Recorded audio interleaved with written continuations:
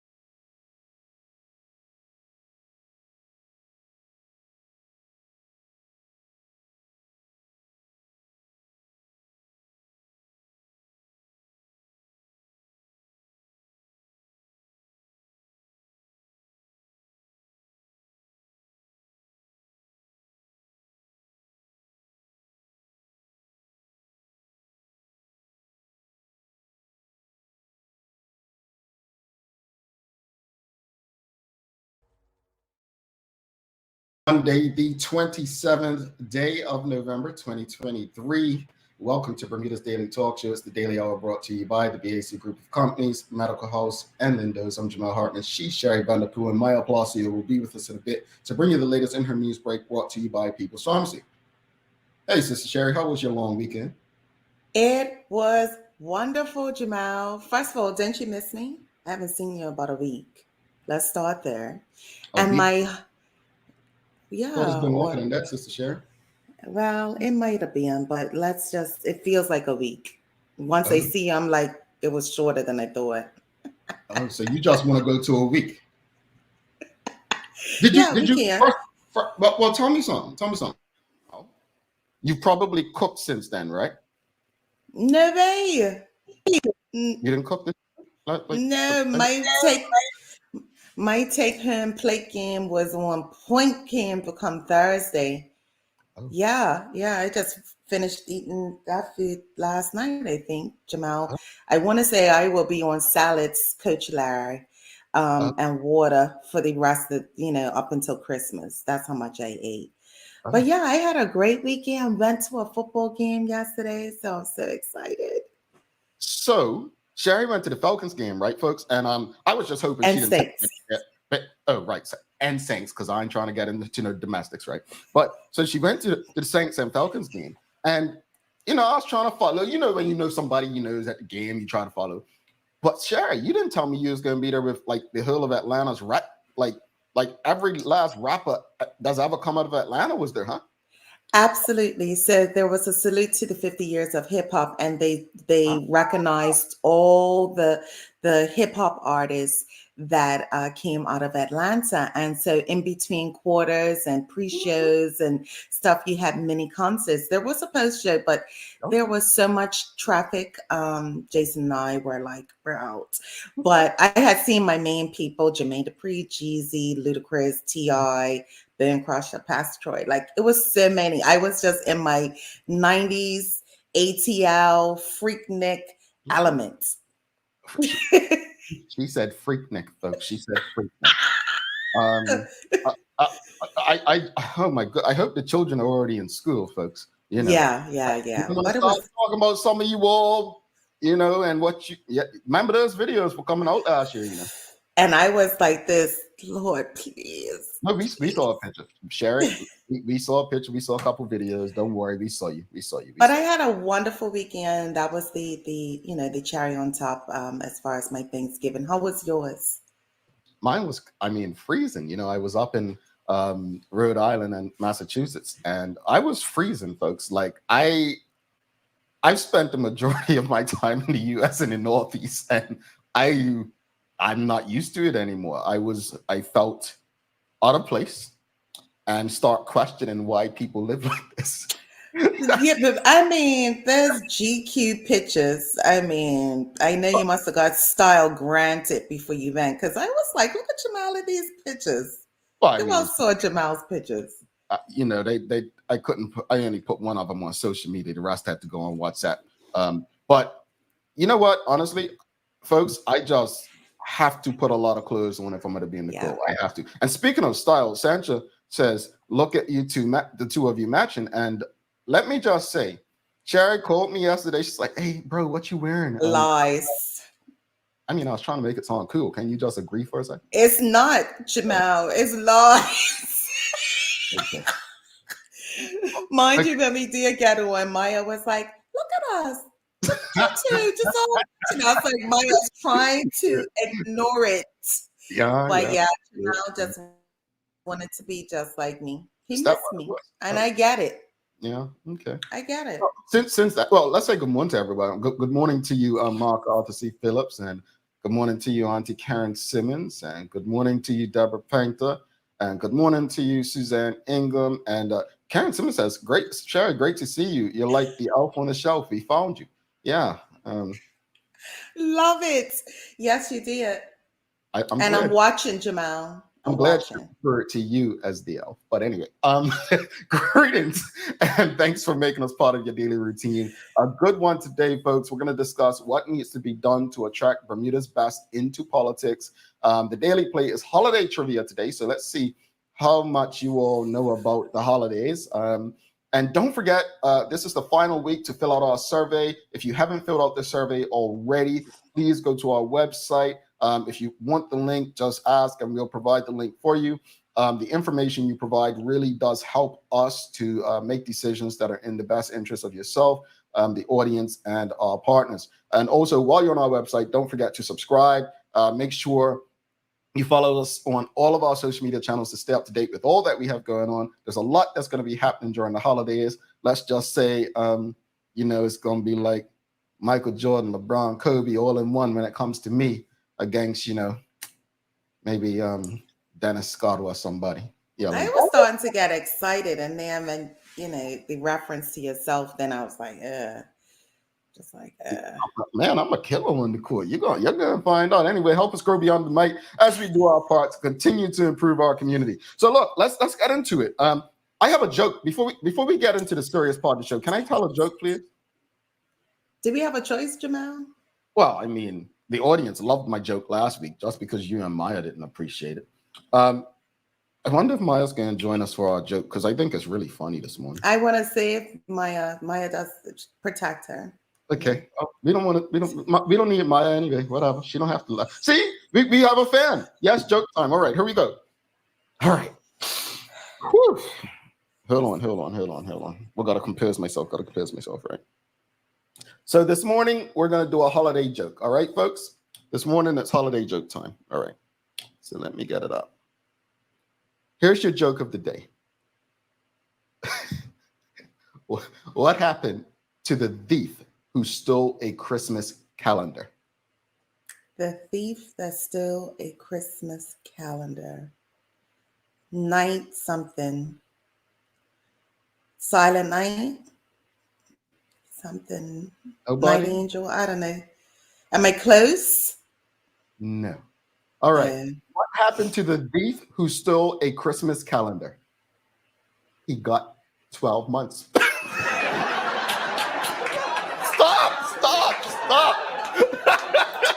Get it? Like 12 months a year. We got it, Jamal. We caught it right here. We caught it.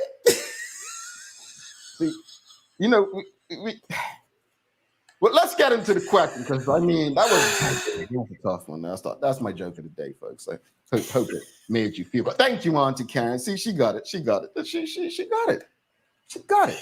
All right. Bless your heart, Jamal. All right, let's get into it. Boring. Okay. All right.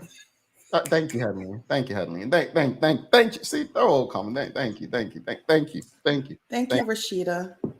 Thank you. So let's get serious this morning. First off, I've been off, so I have not been watching the news, and I'm sure Maya will update us. I don't know because I legit haven't watched the news, Sherry. I don't know if you've kept up, but as far as I know, there's a young man who's still missing. Yeah. I want people to keep that top of mind, front of mind. There's a young man still missing. Number two, we're not going to let it happen on this show. There was a murder in Bermuda last week. Mm-hmm. There was a murder. Another black male gunned down in his home. Let's not forget these as we continue, toward the holidays and the end of another calendar year. Um, and I also want to just say something. I'm not one for giving advice, but as we enter, the final month of the year, we tend to say, like, put pressure on ourselves, like, oh, I want to end it on a high. I want to get this done and do this and do that. Folks, tell you, end the year in a way that's not going to stress you and put you in a space where you're overwhelmed. I'm telling you, don't do it. Yeah. Enjoy the holidays if you can. I know this is a rough time for some, and I just want to encourage people to reach out to someone, just say hello, see how they're doing. Everyone's not going to celebrate it the same way. There are people who love this time of year because of what it meant as a child, and as an adult it changed. They may have lost someone. There's someone no longer here to celebrate it with them. I just want us to be conscious of these things. All right, so that said, let's jump into today's conversation. We asked the question on our Instagram yesterday, and it's very simple. How can we attract Bermuda's best into politics? And why this question today? So last week there was the talk of CARICOM, and we had Sir John saying one thing. We had the deputy premier and premier saying one thing. We had the public getting into it. It pretty much exposed some racism in blogs and the news last week. And I say to myself, we go back a couple months and even a year, Sir John has said consistently, we no longer have Bermuda's best in politics. We have leftovers, right? The Bermudian public have often said, we no longer have Bermuda's best involved. Young people who have caught this indoctrination piece that they keep echoing. Like, it's the words that people used to say for years to others, like, well, if you have a problem, get involved. That is I can't say that word, children are watching, but it's the most ridiculous thing. To act as if Sherry, a taxpaying citizen, well, I hope she pays taxes, but Sherry, a concerned taxpaying citizen, has concerns about the political process, she shouldn't complain or say something or, voice her concerns simply because she isn't involved politically. I'm here to tell you, I've been involved politically, and it's better ways to help your country. However, there are people who possess the intellectual capacity, the patience, the personality, and the drive to help Bermuda politically. And the question of the morning is, how can we attract Bermuda's best into politics? How can we get those people into into the political space? Now, before you answer that, here's another question, Sherry. Before you answer that question, what are the attributes you look for or that you want to see in Bermudian politicians? Like, what are some attributes that you want to see in people in politics? Like, what are some that you want to see, Sherry? Or should I go first? I can go first, Jamal. My word for the I think the entire time that I have been present on this show is transparency. I think that if we had somebody, in my opinion, that possessed just the transparency of what they're going to do in politics, would be one of the best attributes. Transparency means that you are clear and concise and open about what it is that you're going to do. A lot of times, those type of people, whether or not you like it or not, you know where they're coming from. You know what they have going on. And even if you don't like it, you're like, okay, but he's been transparent with me. Along with that, Jamal, is honesty. And I think they kind of go hand in hand. Just being honest about what is going on. I feel a lot of times things are being said. We have one picture in front of us, and then there's a whole play going on behind us and a whole different skit that is going on behind us. And it almost feels like the Wizard of Oz. You pull back the curtain and then it's somebody else pulling the strings or doing different things.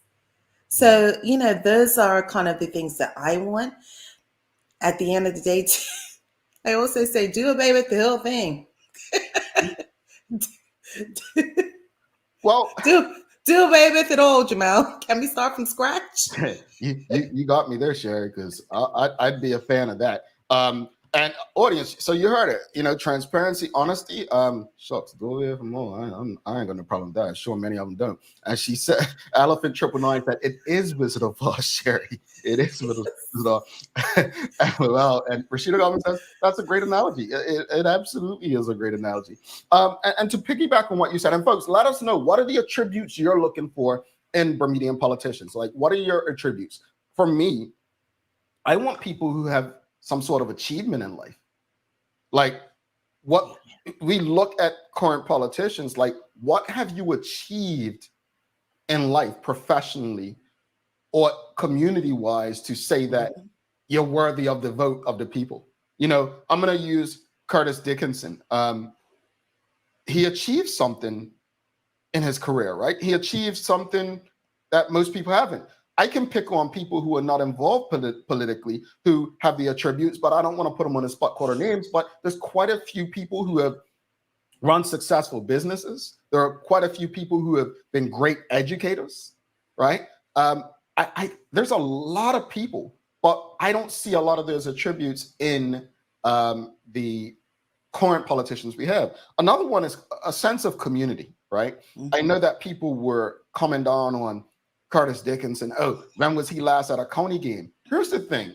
I feel like nothing's authentic anymore. Like Rajay was talking about social media. And I don't know if I shared this in the Daily Hour group last week, but I know last year, Sherry, we had talked about, it was a lady who was creating this video and her Uber driver was waiting. Remember that? And she kept. Yeah.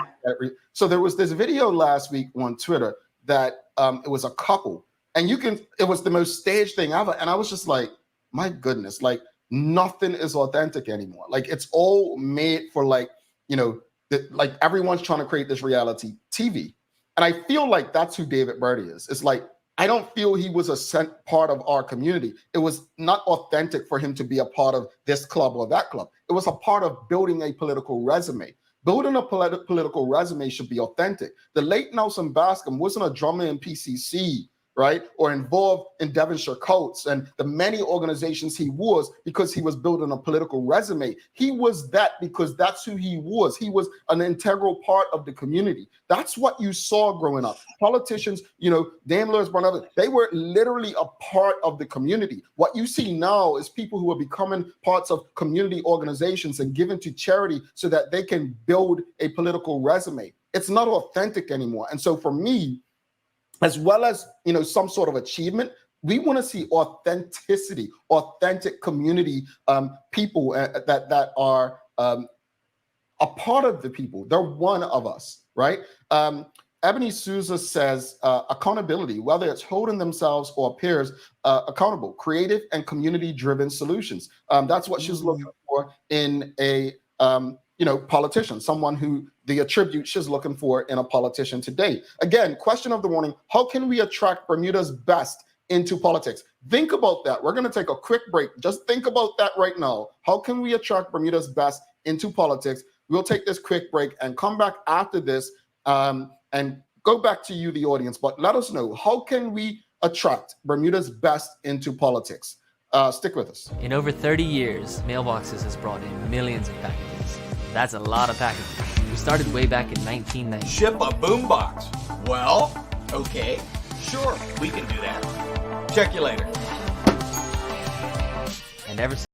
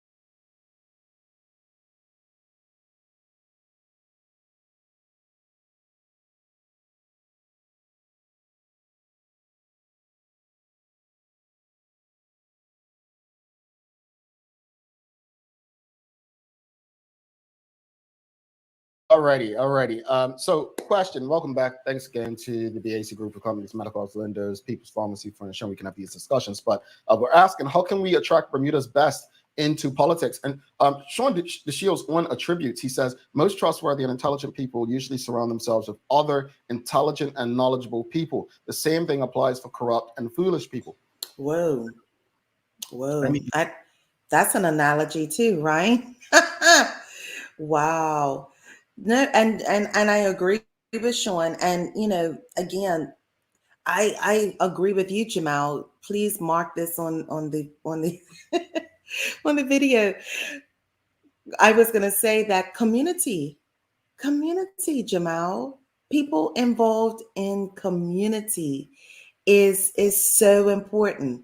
And with that community comes with what Sean DeShields says, right? Trustworthiness is what we indicated, transparency, because you become one with the people.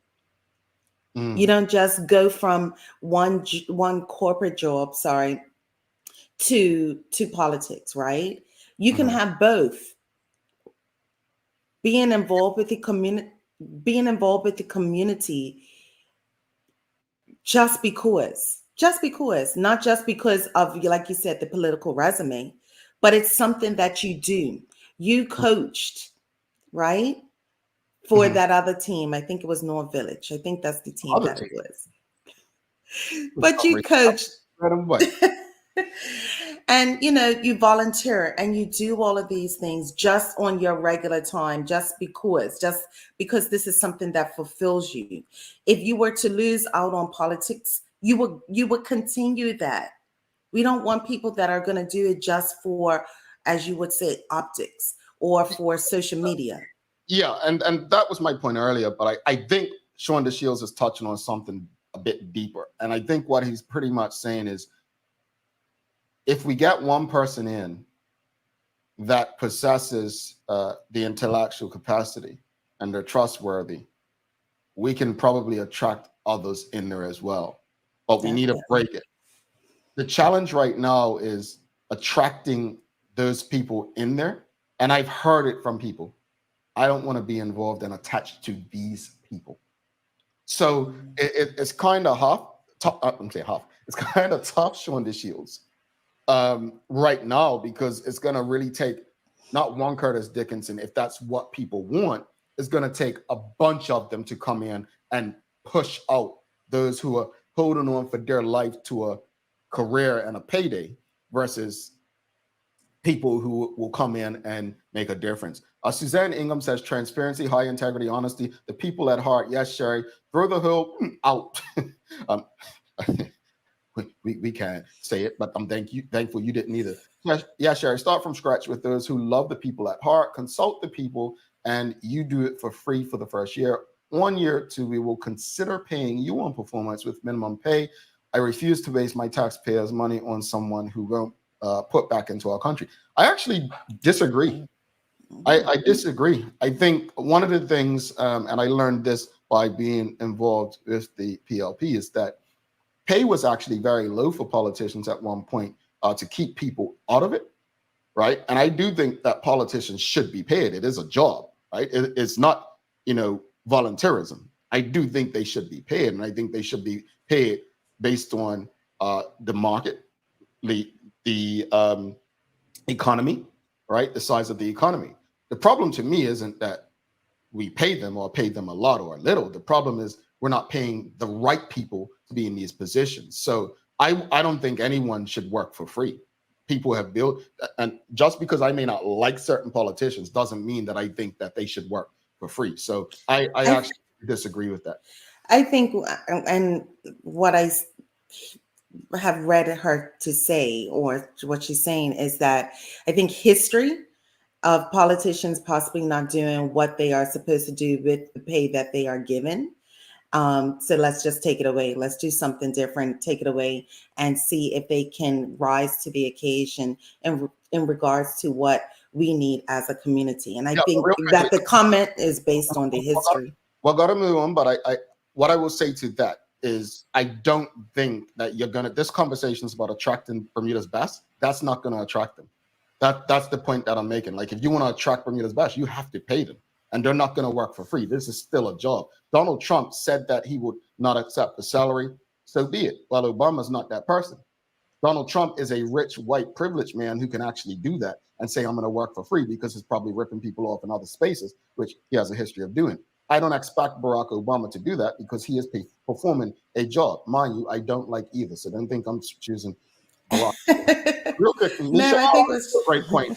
Says, would like to see more academic and/or professional experience in the area of responsibility.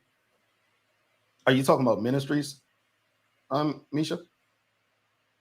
What are you referring to specifically? Because again, just using my own experience, I remember having this conversation with a government minister. How do you avoid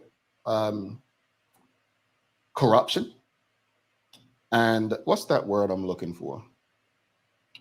But let's just use corruption now. But if someone owns a communications company, and then we put them in charge of telecommunications, I mean, is that not a conflict of interest?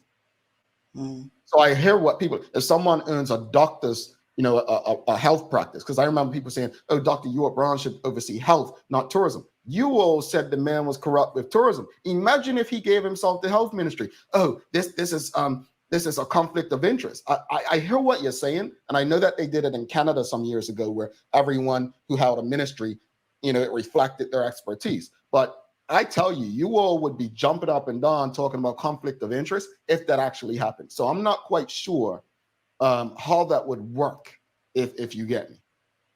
I'm not quite sure. Maybe you have an idea.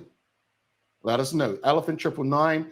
I don't know. Maybe maybe those who have more practical solutions know that there's more to just being in politics. Don't have to be a politician to make things happen. This is it.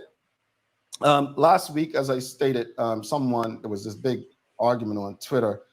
Someone replied telling someone to get involved.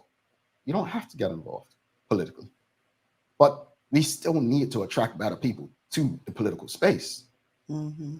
It's nothing like having conversations with non-intellectuals and they can't even grasp what the general public's trying to say and trying to do because they're so ingrained on what their political party wants to do.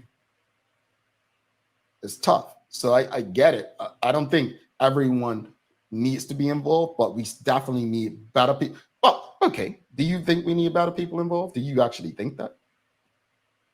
Yeah. Yeah. Because the current ones that we have is just, one big circus. Yeah, I would tend to agree, Sherry. Sean DeShield says, attracting Bermuda's best into politics requires shaping the current political landscape so that it's not just about a job, but a commitment to community service. Indeed, it is a job, but the purpose of the job is community. And we need people who understand that yes, you're getting paid to do this, right? We can't expect somebody to just come from, let's use the IB sector, I'm going to pick on them, and relinquish $200,000 a year and expect them to do it for free. That's just, unless they're really well off, like Donald Trump, we just can't expect that. However, regardless of the pay, it is community service. Mm-hmm. It is. Misha Fabler says, I think we'd see more people willing to put themselves forward if the world paid more. That's my point exactly. Senior level leadership is going to have a tough time taking the pay cut to move out of the corporate sphere. We need to be honest about this, honestly. We have to be honest about this. It is community service, but it still is a job. And folks, I used to think like this. I honestly used to think like, but people should be paid for their expertise and their time. This is not 1980. This is 2023 going into 2024. I think the question is the right people. Yeah. And that's the problem. And hence, again, I think it was Suzanne's comment in regards to not being paid for a year because we haven't had the right people in there. So justifying that pay for them and what they have done has been a little hard to swallow. Mm-hmm. But attracting the right people to fit that pay. Mm-hmm. I'll pay Curtis Dixon whatever he wants, Uncle Curtis. No, Okay, no, they say man. whatever, bro. Come up, ask for it. Look, I need $1 billion. No, bro, we got debt to pay. Michelle But you get what I'm saying.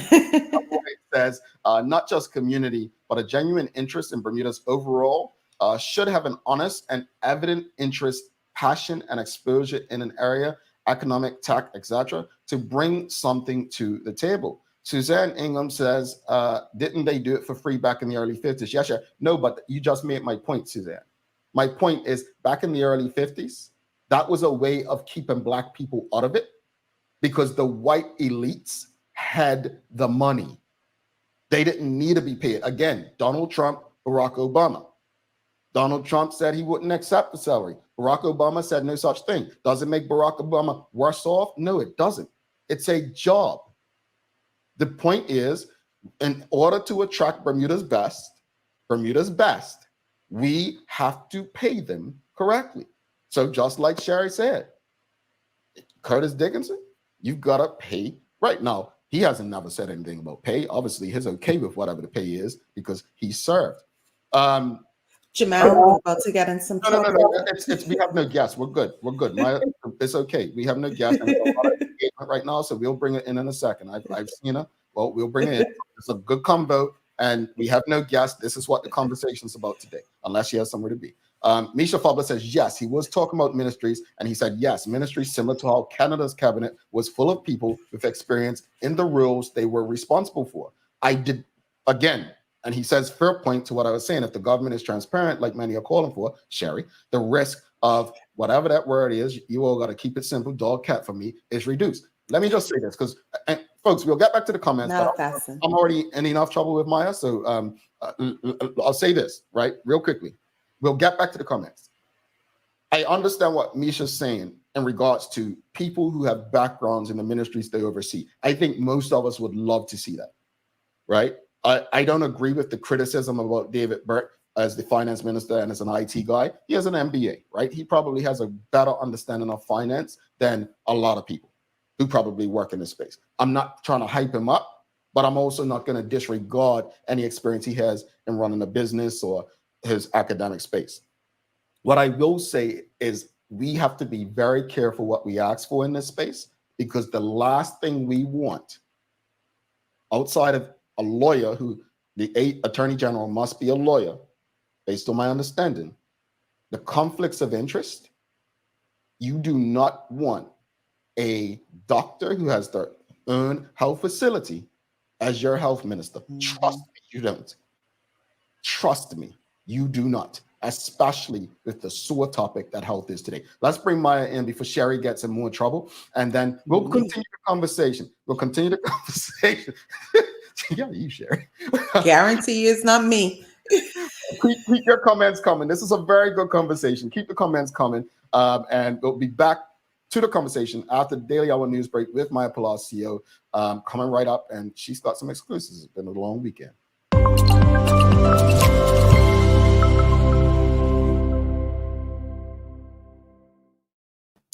Good morning. Good morning. Hi, Maya. How you doing? In trouble, right, Maya? Well, I mean, if I knew we had more time.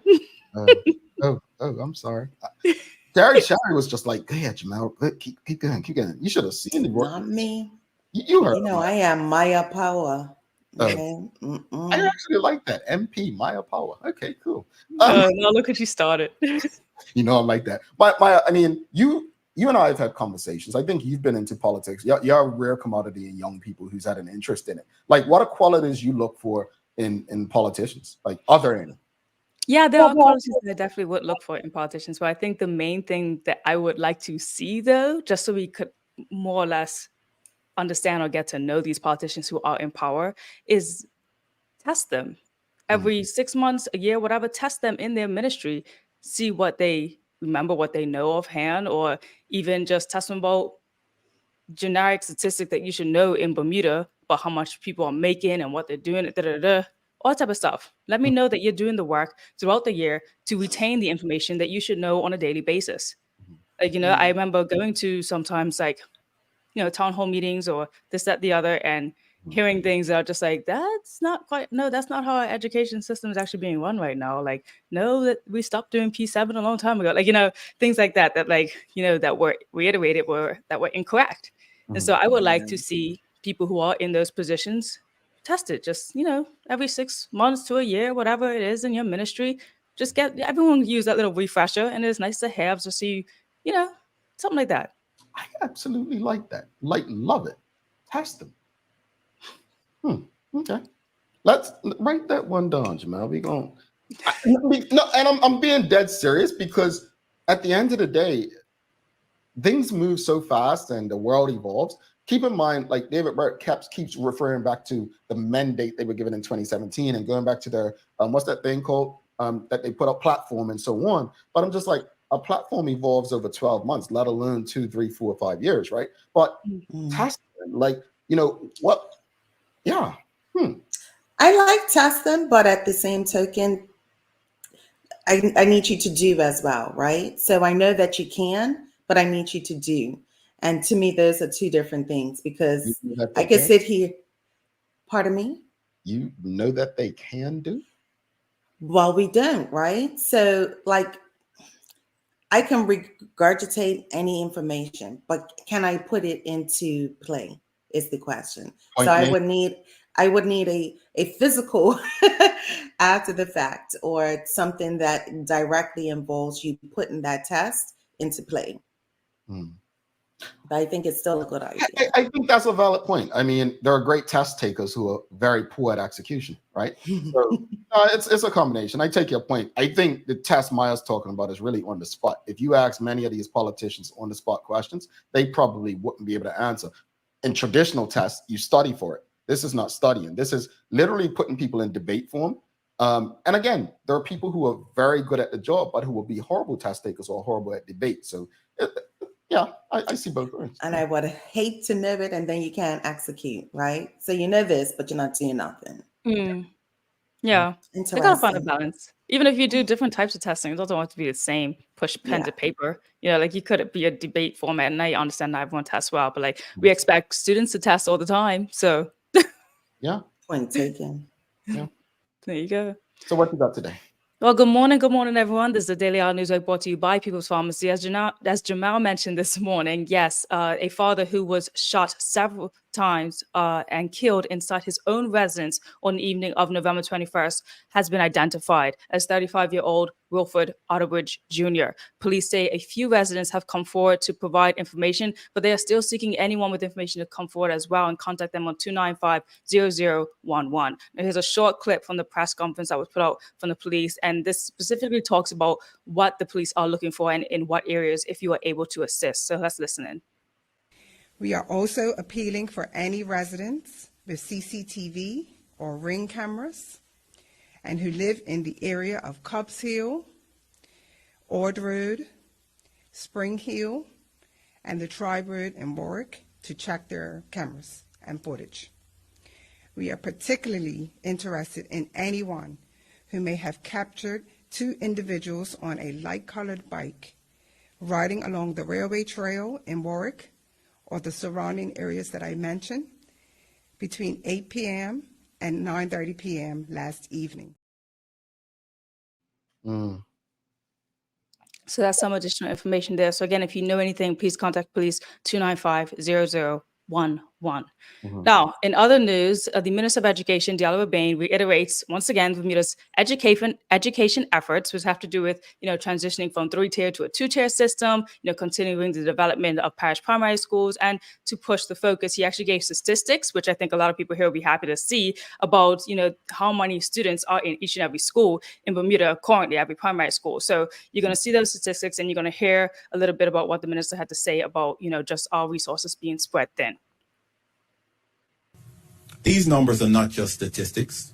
They are a stark reminder of the need for a strategic approach on how we operate our schools. These numbers are a reality check that we need to put measures in place that allow us to be more efficient and equitable in how we use our funding to give our students the best chance for success. Mr. Speaker, the plan to have one primary school per parish except Pembroke is not just a change for change's sake. It is a transformation model rooted in modern-day educational practices. The recognition that in order for us to provide the services needed for today's education delivery, we cannot continue to expect to support so many school sites with so few students. That can you, Purvis has a lot of students comparatively speaking, but I think there's, again, we got to go deeper than these numbers. Number one, I would have loved to see a total by the minister shared up on the screen so I don't have to test my math skills and add it all up myself. But there's so much deeper than education, and I don't know if we're having that conversation. And then I saw a headline yesterday that Bermuda's births and deaths are lower. Mhm. So my question is, why are people having less children? That's number one. Or are people having less children? Is it that we've had more people move overseas and having children there that would likely be Bermudian? But there's so many different factors to this. While I understand the overall point, at the end of the day, there's no point spending money to keep schools open for such a low amount of students, right? Yeah. Mhm. I mean, some of those used to have that many people in a year at most schools in Bermuda, right? But there's something deeper here, man. There's something deeper here that I think we need to get a grip of, because outside of Purvis and probably West Pembroke, and it was probably one other one, Francis Patton, we've got to ask ourselves, where the students at? Yeah. And I think overseas is a great place to start, Jamal. Mm. Mhm. Yeah. He also went on to say that, quote, we have introduced parish primary schools in the Hamilton Parish at Francis Patton site and Warwick Parish at the Purvis Primary site. The next two parish primary schools will be in Smiths Parish at Harrington Sound Primary School site and Devonshire Parish and the Elliott Primary School site. So those will be the next ones coming up as parish primary schools. Okay. As you were talking, actually, Jamal, about the statistics about birth rates and decreases of those, here's actually a little graph that I made last night that you guys could look into right now.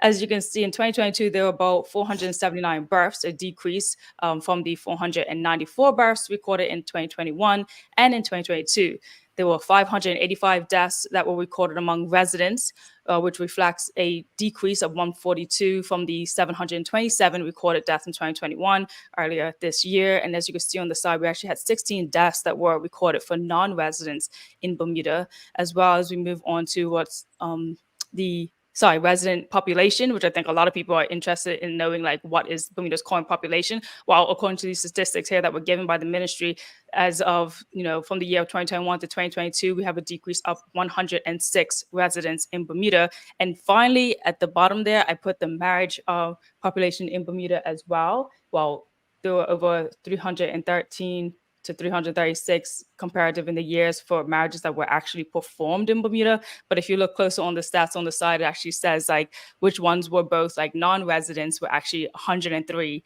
and then residents in Bermuda was 211. So just because they're performed in Bermuda doesn't mean that they're all like Bermudians getting married, but it is the Bermudians getting married was the highest in the year, which is good to see because the trend was leading more with non-Bermudians at first getting married versus Bermudians.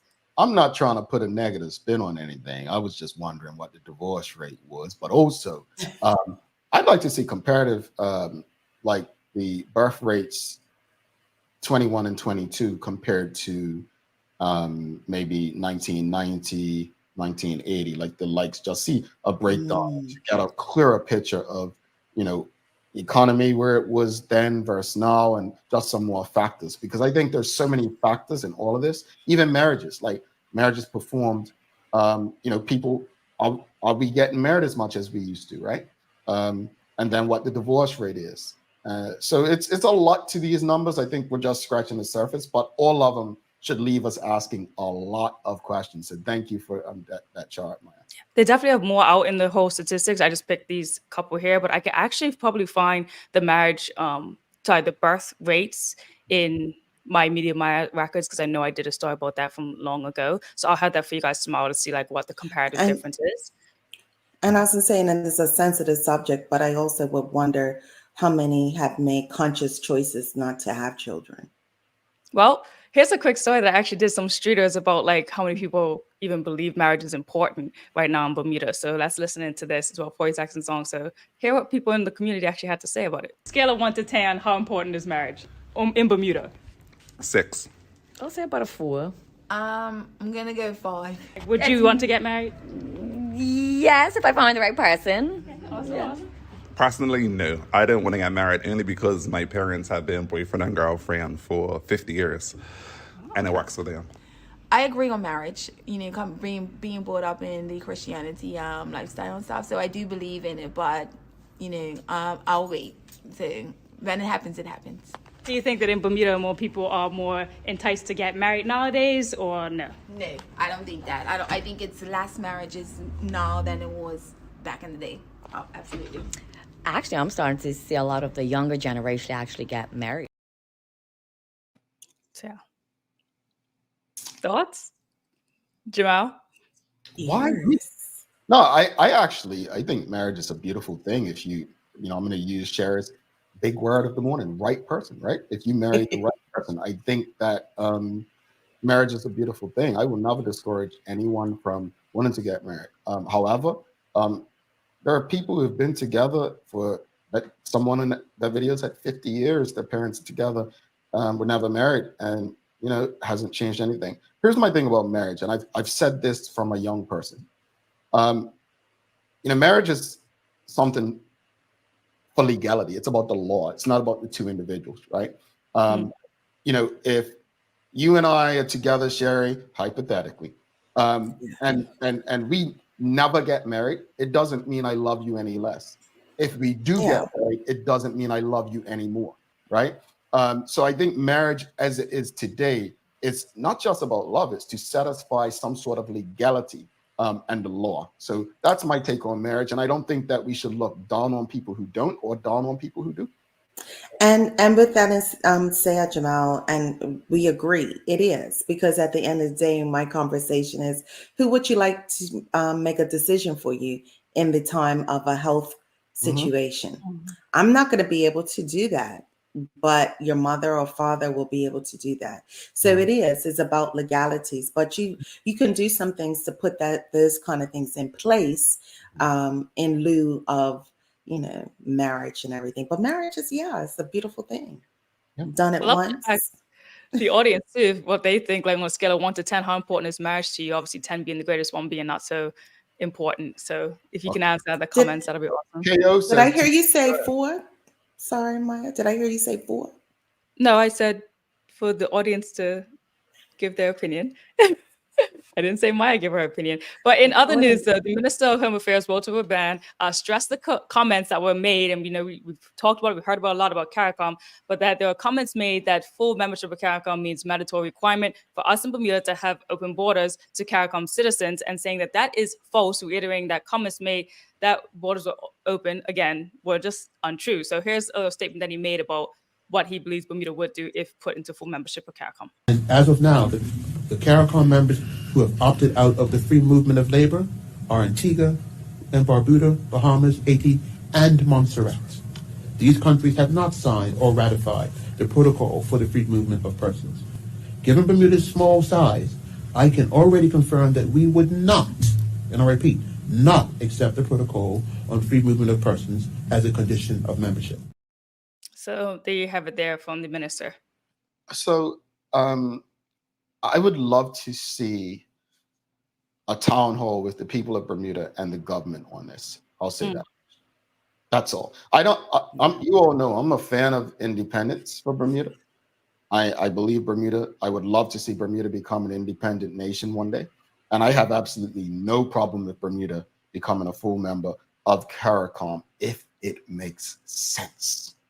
What I don't want to see is anything happening now if it doesn't make sense for the greater good of the Bermudian people. All right.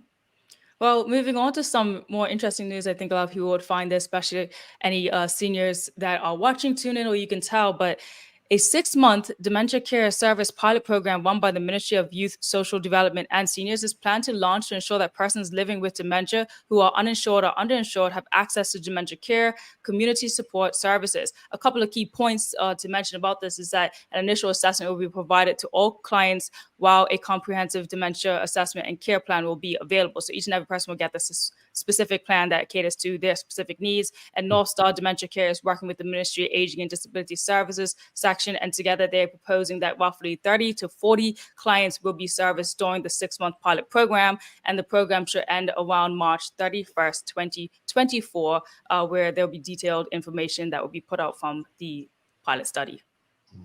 Good stuff. And also what we mentioned earlier, and we keep talking about it, but we're also going to mention his name every time this show happens, that Ajani Lima Bascom is still missing. This has been over 2 weeks now. He was last seen again on Thursday, November the 9th at the Slippery Hill, St. George's area. It's very concerning. 16 years old, Ajani Lima Bascom still missing. This isn't a thing that happens quite often in Bermuda, where you see someone at this age still unable to be found. So if anyone knows about his whereabouts, please contact the police, 295-0011. There you see a description of what he was last seen wearing, just dark colored jacket, dark pants, white socks, dark Crocs. He is approximately 5'8" inches in height as well. Again, last seen St. George's, Slippery Hill area. Yeah, I said what I said earlier, and I'll say it again. I mean, that's a 16-year-old young man. It's a child. Yes. He is, and harboring a juvenile is offensive underneath the law. Yeah. So that's something to note. Well, in your sports-related news, Jessica Lewis secured yet another impressive victory in her athletic career by claiming gold and breaking her previous record for the third time in the 100-meter race at the Parapan Games in Chile. Her time of 16.71 seconds set a new Parapan record. So we're just going to look at the quick race right here because it was super fast and she was ahead of everybody. Y comienza la final. Vamos a ver cómo se desarrolla la competencia. En el carril número 5, Jessica Lewis de Bermudas, liderando ya cómodamente. La competencia va a ser oro nuevamente para ella. Bicampeona de los 100 metros. Y en segundo lugar llega la estadounidense Charles Stein. Bronce para México. So that was an impressive performance. I mean, damn. I mean, she didn't give him a chance. I ain't knocking her. I mean, wow. She smoked. It was incredible, yes. And for the weather, we're looking like cloudy with a patchy light rain and a few showers at some time. So it's not going to be the best sunny day, unfortunately, guys. And we've got a high of 75 degrees, though. So a little bit warmer than the last couple of days. All righty. What you got for days of the year, Sister Sherry? Oh, today is the Monday after Thanksgiving. So what is that? It's Cyber Monday. And it's the internet's answer to the brick and mortar holiday shopping. Unlike Black Friday, Cyber Monday gives you a chance to shop those amazing Black Friday deals and from the comfort of your home. And ironically, it's also National Brand Day. It reminds entrepreneurs to celebrate their brands because they're business owners pour a lot of their time, ideas, skills, and other resources to creating them. So yeah. Do you guys have you guys done any Black Friday or Cyber Monday shopping? I did, and I said, it's telling of my maturity. I did paper towel and toilet paper and stuff. I got some great deals. I was so excited, ignoring you, Jamal. But I'm just not a what? I'm glad you ignored me, boy. I was worried. Yes. So yeah, I'm not a big Black Friday type of person. So I ain't gonna see you on the news getting stumped over a TV or nothing like that. Did you see what was reported that Target did? Did you guys see that? No. You didn't see what's trending with Target? That some lady, she went viral. I think she put a TikTok, basically put the price back. Basically, yes, I did. Showing the same price for the TVs that have been on sale, and it says Black Friday. I'll say this: anything I purchased over the weekend was for this show. That's it. Yeah. So if you see the lights that Maya's got me on now, blue lights, well, that was it. If the audio sounds better from Sancha and Maya going forward, that's it. So anything that was purchased was literally for this show, and I'll take us $20 savings any day. of the week, because I don't purchase nothing real price. It don't have to be Black Friday. But anyway, listen, Maya, we're gonna hit you up tomorrow, right? And we're gonna come back. But before you go, Mark Arthur C. Phillips says 10 in terms of your question, marriage. Karen says 10. Marcia Robin Patrice Bradshaw, she says 8. Yeah, so I think people on this show are pretty high on marriage. I mean, folks, it's to each their own, but like Sherry's been saying all today, the right one. Right people. All right, Maya, we'll see you tomorrow. We're going to take a quick break, come back, and we're going to continue the conversation and see what everyone thinks. Have a wonderful start to your week, Maya. You too, guys. Have a good day, Maya.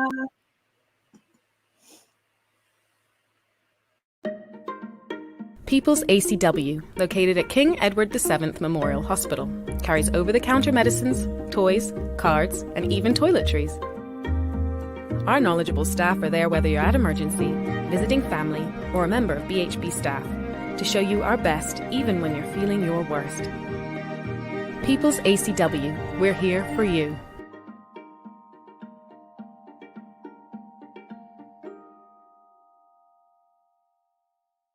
When it comes to footwear, we carry functional, comfortable, orthopedic and waterproof shoes.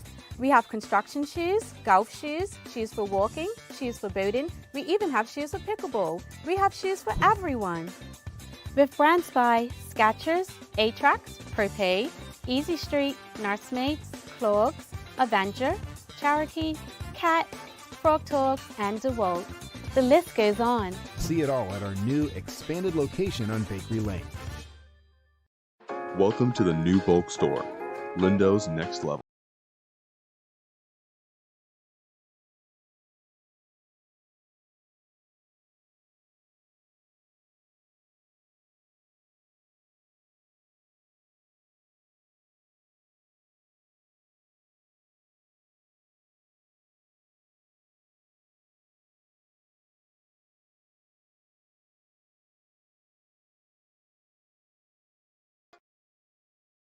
Friday, welcome back to the big show. Thanks again to the BAC group of companies, medical office vendors, and People's Pharmacy for supporting what we do, honestly.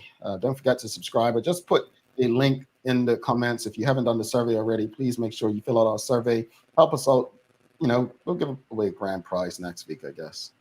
Yeah. I filled it out, Jamal. Am I still eligible? Mm-hmm. Yeah, you're eligible, Sherry. You're eligible. Yeah. Yeah. You can't win anything, but you'll be in the drawing. Yes, I am. Pull you out, we'll just, throw it to the side and pull somebody else. But folks, such a meanie. Hey, make sure you follow us on all of our social media channels. Stay up to date with all that we have going on. Help us go beyond the mic as we do our part to continue to improve our community. I want to just go through these few comments we may have missed. But Sean DeShields did say, politicians should be paid according to the level of their expertise and positive outcomes / results similar to what happens in the corporate sector. I think that's what we're all saying. I think that's what Sherry's point earlier when, she was saying about, getting the right people in and paying them accordingly. At the end of the day, if we want to attract them, we've got to pay the right people. Make sure it's the right people that we want to pay. So I definitely agree with that.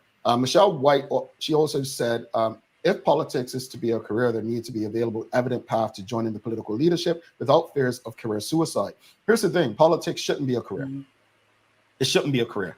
It should be a service to your community. But service to community is no longer free. When I was coaching my local football club over 15 years ago in Bermuda, I remember I gave the money back to the club. Not because I didn't need it, but because I was there not to do this. I was there because I knew the club needed coaches. I had people who volunteered their time to do it for me. The world changed where people's time now became worth something. Now, just because I told the club, hey, I don't need the money, doesn't mean that Sherry should do the same. Let me be very clear. We are not the same person, right? And that money may be able to do something. It could have done something for me. But again, my intentions were very different at the time. And I was in a privileged space where I could say, no, you guys keep it invested in this or that. So I just want us to be a bit more conscious that politicians should be paid, and they should be paid fair value. Now, Sherry, I think your point maybe is there's a standard right now where certain ministers, this is their pay, that's their pay.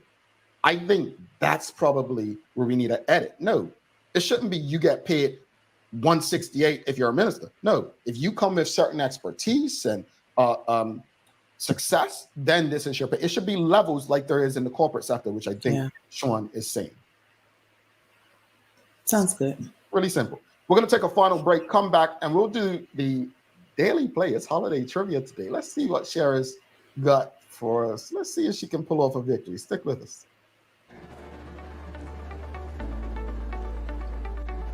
Hi, welcome to ER Fisheries.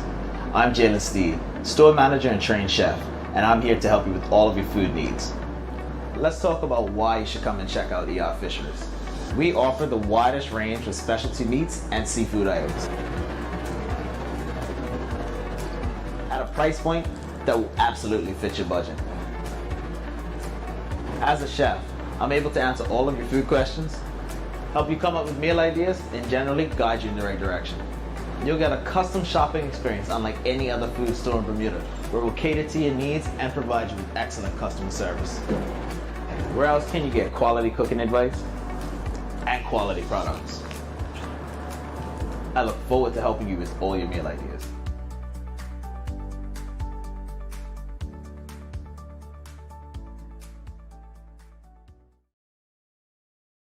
All righty, welcome back. Thanks again to the BAC Group, Medical House, Lindo's, and People's Pharmacy.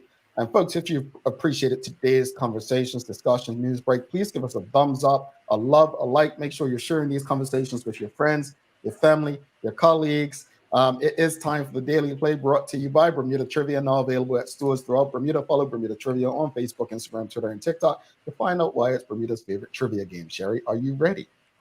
I am, Jamal. I am. All right, Sherry, let's go. All right, Sherry, this is a nasty one for you. All right. In what century did kissing under the mistletoe become a tradition? I don't know, Jamal. Back when Tiny Tim was around, what was that? You didn't give me nothing? I said century. That's the biggest hint. 20th? I don't know. 18th? 15th? No, I probably asked it wrong, Sherry, so I'm going to give you a pass. It was in the, actually, I don't know the answer. I don't know the answer, folks. It was in the 1700s. I didn't know. People just guessing. I don't know. It was in the 1700s. Kissing on the mistletoe became a tradition in the 1700s, which would have been, what, the 16th century, right? Something like that. No, but you see, 18th century, sorry. 18th century. I don't think the audience knew the answer either. So. No, they didn't. We've got 15th century, we've got 19th century, we've got 17th century, we've got 19th century, we've got 1900s. Rashida Governor says that's not a violation of sort anymore. And so it's the 18th century. Yes, the 18th century, correct. Yeah, 1700s. So, Sherry, so when did you, at what age did you start kissing under the mistletoe? I don't know. I haven't started yet. Oh, okay. Good answer. Mama P is watching, girl. You go, girl. And if Mama if P, not my, I was just gonna say your sister watching. Tell your mom. That's right. Shucks. I'm trying to get Sherry in trouble enough because I'm not trying to get her in trouble. Try to keep me in trouble. No, never. Let's wrap the show up. Folks, again, if you appreciated today's conversation, especially my joke of the day, which was hilarious, right? Give us a thumbs up, a love, a like. But final thoughts. I mean, we spoke about a lot. We spoke about the what we're looking for in politicians and, how can we attract the best into Bermuda's politics. And obviously, I mean, Maya brought a really interesting convo about marriage and children. So final thoughts, Sherry, what you got? As I stated, Jamal, again, transparency, honesty, and someone who is for the community. And I need someone who has been within the community, who has woven themselves throughout the community to sit in a politician's seat. that person I can trust, or that person is willing to work with us. So we need them. We need to look at the younger generation as well, who's up and coming in those areas. So those are what are important to me. Marriage, babies. Been there, done that. But don't have an issue with doing it again. But I'm okay where I am as well. Maybe let's take that part out, Jamal. I'll say this much. I think the public deserve Bermuda's best in every aspect when it comes to community service. Politics, unfortunately or fortunately, politicians are the ones who, they're the ones who bring about policy and legislative changes, right? They're the ones who dictate the laws of the land. And if we understand that, then it should be up to us to understand that we need Bermuda's best. People with intellectual capital, people with an understanding of the community that they represent and are of the community that they represent. So my hope is that someone watching this, or someone who's watching this who knows someone who they believe can make a difference in Bermuda's political space, will be inspired by a conversation of what people are looking for and what they can do for the Bermuda that they live in and love. As far as marriage, again, I stand by it. I think marriage is a beautiful thing. I don't think it's an either or. I think people need to do what they feel is in their best interest. But Sherry made a very valid point. When I said it's more about the law, that person is going to be responsible for key decisions in your life if you're unable to make them on your own. So just keep that in mind. That's why it's important, whether it's the politician or the partner, that it's the right one, not necessarily the perfect one, but the right one. Sherry, you've got some daily inspiration for us? I do, Jamal. But before that, I would love to wish Tanisha Edwards, one of my best friends, a happy 50th birthday. 50? Yes. 50? Yes. 50. I didn't mean to say it like that, Tanisha. Sorry. But yeah, 50. She looked like 35. Yes. And celebrating today is my father. He's celebrating 76. So happy birthday, Roger Vanderpool, aka Pool. 76. My goodness. 76. Sending him some love today. But the daily Century plus one. Congratulations. That is a milestone many of us would love to make. So definitely best wishes to your father and Tanisha, and wishing them both many more years of health and happiness. Go ahead, Sherry. Thank you, Jamal. That was so sweet. The daily inspiration is being brought to you by ER Fisheries and Foods. We've had a lot going on this week. So don't judge me by my success. Judge me by how many times I fell down and got back up again. Who's that from, Jamal? I don't know. Really? Nelson Mandela. Oh, okay. All right. Thank you for that, Sherry. Really appreciate that. And folks, it's that time again. If you haven't filled out the survey, please do so. Don't forget to subscribe on our website. Follow us on all of our social media channels to stay up to date with all that we have going on. Help us grow beyond the mic as we do our part to continue to improve our community. Thanks again to our partners, the BAC Group of Companies, Medicals, Lindos, and People's Pharmacy, for ensuring that we're able to do this with you on a daily basis. As always, we appreciate you, we love you, and we thank you for making us part of your daily routine. If all goes well, we'll be back to do this again with you tomorrow. She's Sherry Vanderpool. I'm Jamal Hartman. Please do make it a safe and a great day. We are out.